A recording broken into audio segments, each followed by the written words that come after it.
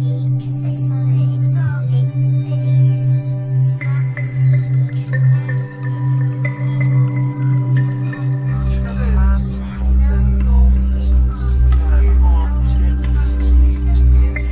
atheist.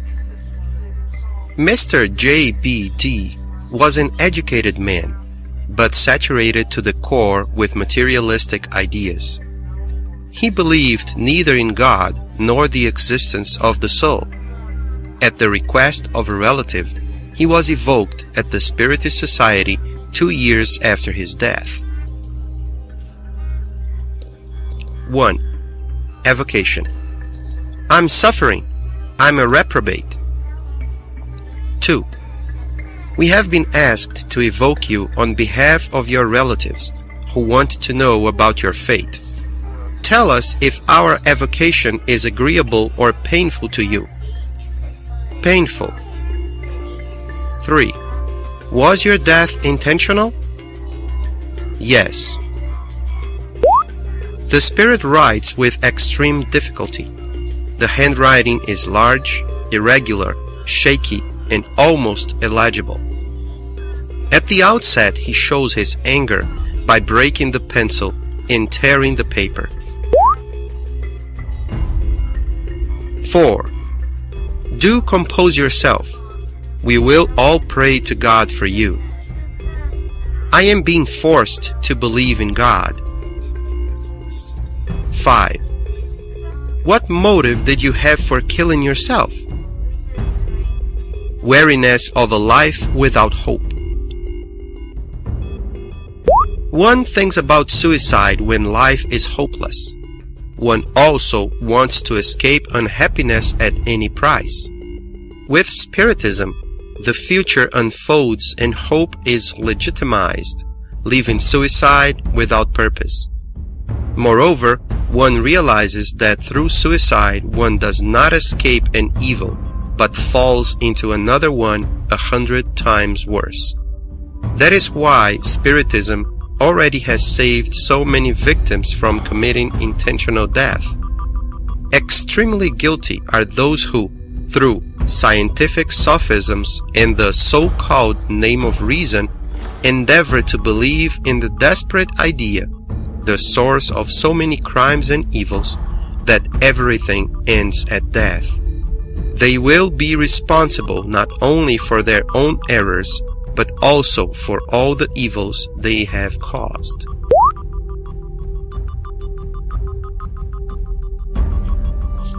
Six. You wanted to escape the vicissitudes of life. Did you gain anything? Are you happier now? Why doesn't nothingness exist? 7. Please be so kind as to describe to us as well as possible what your present situation is. I'm suffering in being obliged to believe in everything I used to deny. My soul is like a furnace. It is being tormented horribly. 8. Where did you get the materialistic ideas you had when alive? In a previous existence, I was evil, and my spirit was condemned to suffer the torments of uncertainty throughout my life. That is why I killed myself. There is a whole corollary of ideas here. We often ask how there can be materialists, because, having passed through the spirit world, they should therefore have an intuition about it. Well, it is precisely this intuition that is denied to some spirits, who have preserved their pride and have not repented of their wrongs. Their trial consists in acquiring, during corporeal life and through their own reasoning, proof of the existence of God and the future life that they have incessantly in front of them.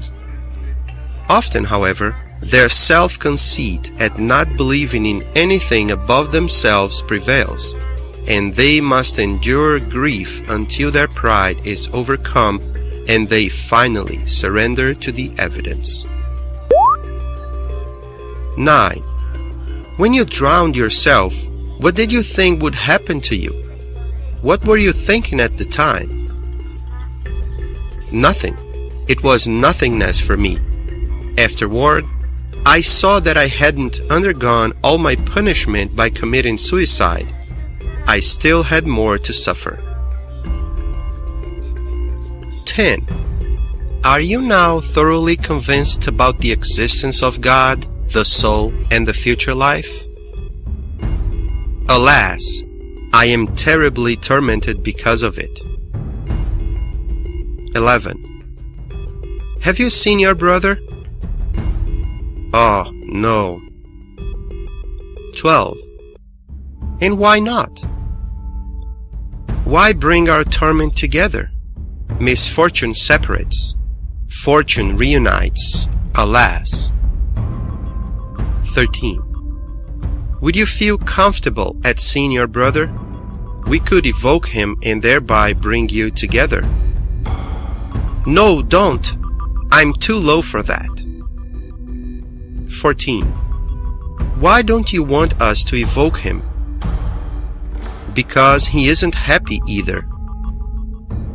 15. You are afraid of his presence, yet it might be beneficial to you. Not now, later. 16. Do you have any message for your relatives? That they pray for me. 17. It seems that in the social circles you used to frequent when alive, some people shared in your opinions. Would you have anything to say to them on the subject? Oh, those wretches! May they believe in another existence. That is the happiest wish I have for them. If they could understand my sad situation, it would make them think harder. Evocation of the brother, who had professed the same theories but did not commit suicide. Although he too is unhappy, he is calmer and his writing is clearer and more legible. 18. Evocation. May the picture of our suffering be a useful lesson to you and persuade you that another life exists where one expiates one's wrongs and disbelief. 19. Can you see your brother, whom we have just finished evoking? No, he is fleeing from me. One might ask how spirits can avoid one another in the spirit world, since there are no physical obstacles or refuges that are impenetrable to sight. However, everything is relative in that world and conforms to the fluidic nature of the beings who live there. Only high-order spirits have unlimited perception. It is limited in low-order ones. For the latter, fluidic obstacles are the same as physical ones.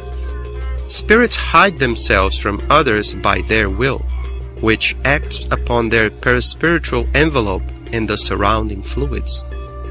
Nonetheless, Providence, who watches over each one individually like a mother over her children, grants or denies this faculty according to each spirit's moral disposition. Depending on the circumstances, it comprises either punishment or recompense. 20. You are calmer than your brother. Could you provide a more precise description of your suffering? There on earth, don't your self-centeredness and pride suffer when you are obliged to admit your mistakes?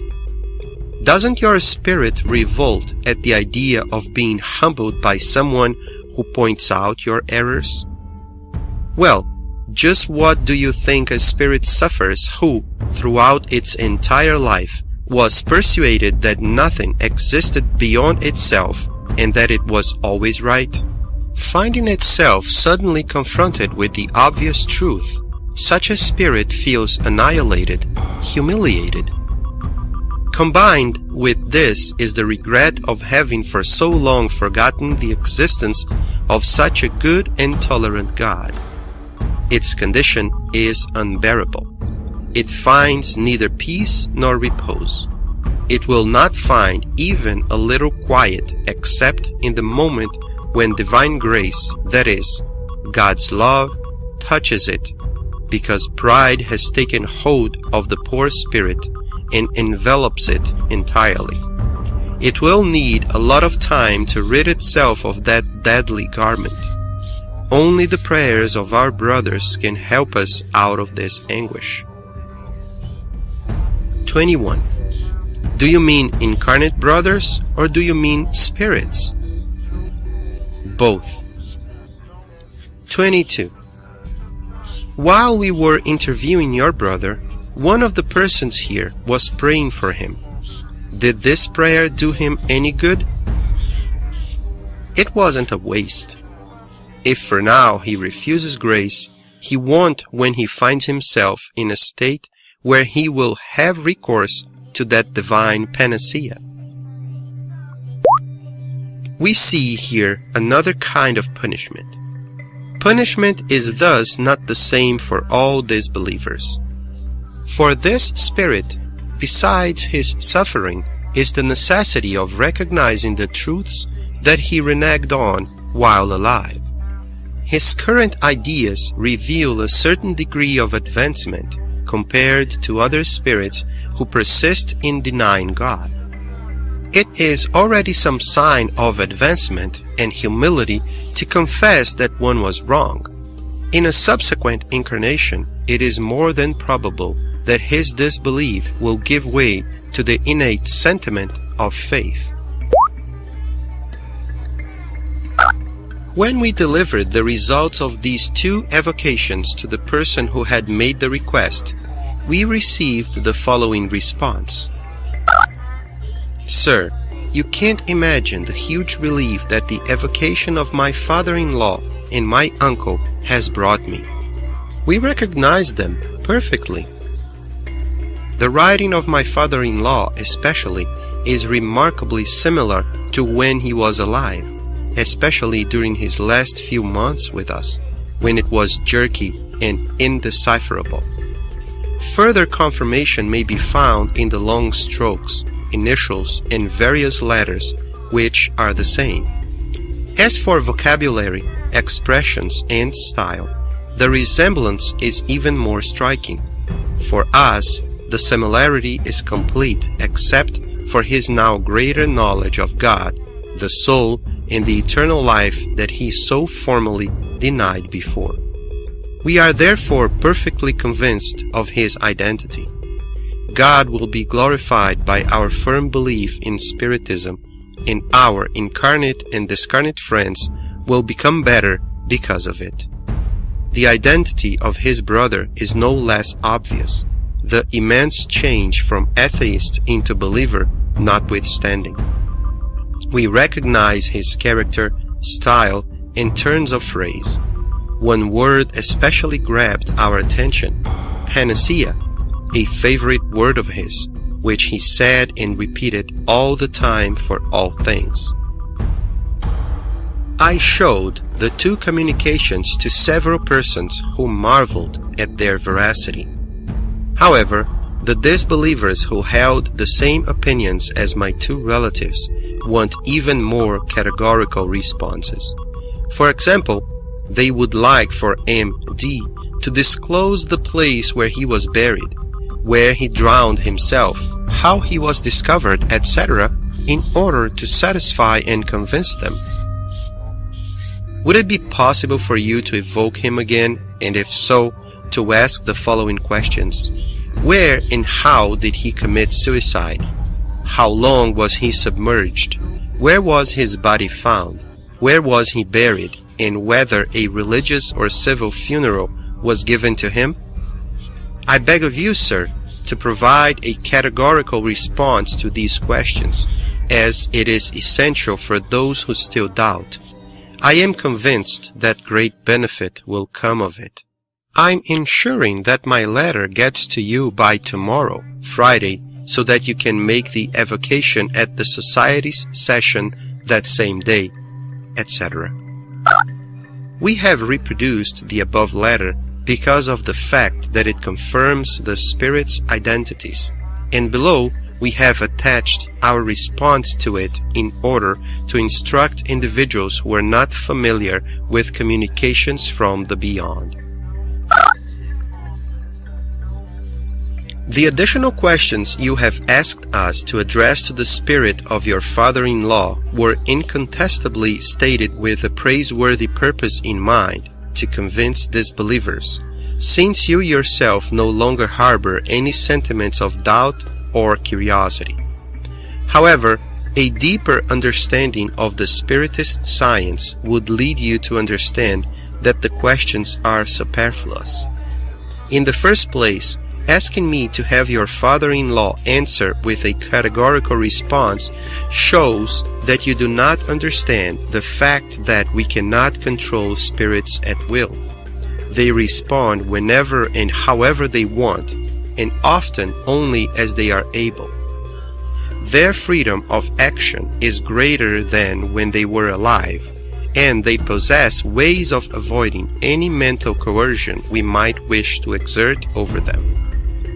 The best proofs of identity are the ones they themselves furnish spontaneously of their own accord, or which arise from the circumstances. Hence, it is almost always futile to try to induce them to provide proofs. According to what you have said, your relative has proven his identity beyond a doubt. Consequently, it is more than probable that he would refuse to answer questions that he might regard as superfluous and meant to satisfy the curiosity of individuals who are indifferent to him. His response could very well be the one received by others in similar cases. Why are you asking things you already know about? To this, I would add that the confusion and suffering he is experiencing could be aggravated by interrogations of this nature. It would be like trying to elicit from a very ill person the details of his life while he can hardly think or speak. It would show a real lack of consideration for his situation. As for the result you are expecting, you can be sure that it would be fruitless. The proofs of identity that your father-in-law has furnished carry more weight because they occurred spontaneously.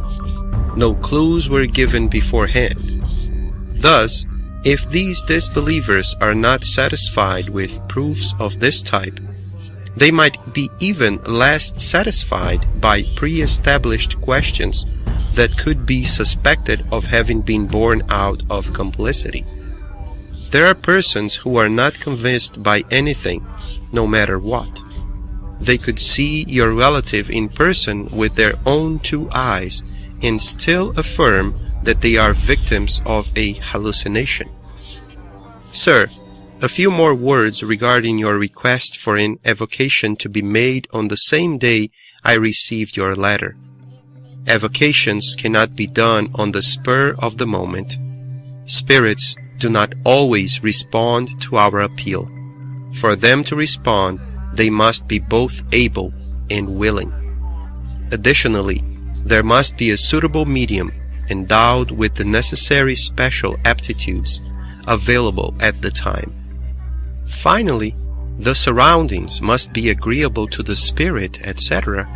In other words, all the unpredictable yet important circumstances must be present if one wants to proceed profitably.